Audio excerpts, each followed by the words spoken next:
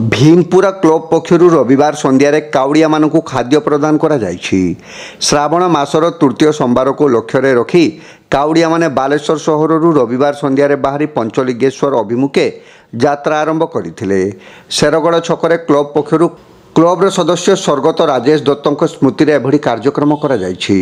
प्रत्येक वर्ष राजेशों उपस्थित रे काउड़िया मानक सेवा करा जाउथिला। राजेश और राजा देहांत पर क्लब्र सदस्य माने एही सेवा कार्यक्रम को जारी रखिछंती। रविवार संध्यारे सदस्य माने विभिन्न प्रकार खाद्य सह मिल्क शेक चा पीवा पानी बांटिबा सह काउड़िया मानक गोड़ एवं हाथ में व्यथारू आराम पाई स्प्रे और अमृतंजन लगाई लक्ष्य करा जायछि। समाजसेवी ऋतिक जी बालेश्वर पौरपालिकार काउंसिलर तथा राजार भौणी मीता पट्टनायक उपस्थित रही काउड़िया मानकु खाद्य प्रदान करने सह क्लब्र एतादृश कार्य को भूयसी प्रशंसा करिसेंती। अभिजित राउत, दीप्तिकांत विश्वाल, विक्रम विश्वाल, राकेश दत्त, सूर्यकांत पंडा, त्रिविक्रम पंडा, विक्रम पंडा, संग्राम विश्वाल, सहवाग, जयकृष्ण साहू, सूर्यकांत राउत, चंद्रकांत राउत, सिद्धार्थ राउत, अभिषेक राउत, जितेन्द्र पलेई, स्मारक दास, भीमपुरा क्लब्र समस्त सभ्य, राजार परिवार वर्ग प्रमुख उपस्थित रही काउड़िया मानक सेवा करथिले।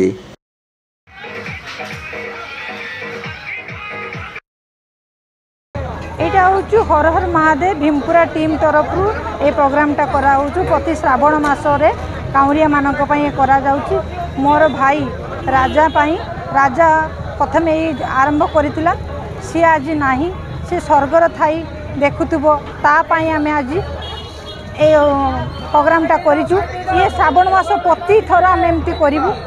लोक मानक पई आमे शेक, मिल्क शेक, चाहा, पूरी तरकारी ता संग पानी व्यवस्था करूँ। ता संग मध्य मेडिसिन व्यवस्था भी मध्य करूँ। लोक मानक गुड़ खांडिया खबरा हो गला भलिन स्प्रे भी आम रखीचु।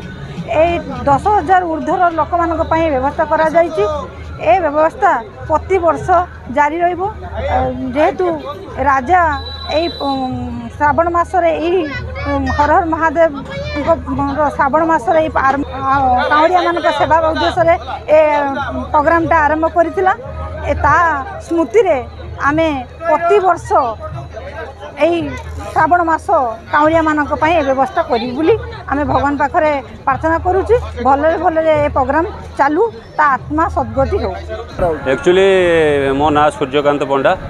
आमर भीमपुरा जी युवक सब अच्छे से युवक मैंने मिसिक आज आमर गत किछ मास तले आमर जड़े माने कहया गले अति निजर सांग राजेश कुमार दत्त तांकर माने अकाल वियोग होता। तांकर स्मृति उद्देश्य आज आम ये बल एवं भक्त मान प्रसाद सेवन मिल्क शेक ए व्यवस्था करूँ। आम जेते पर्यंत पारु पर्यंत आम जेते लोक आसबे बल एवं भक्त आम द हाँ मेडिसिन बंदोबस्त अच्छी, पिला भी अच्छा मालिश करुँच, बसवाई व्यवस्था अच्छी, चाहा, मिल्क शेक, पूरी, आलुदम सब बंदोबस्त अच्छी।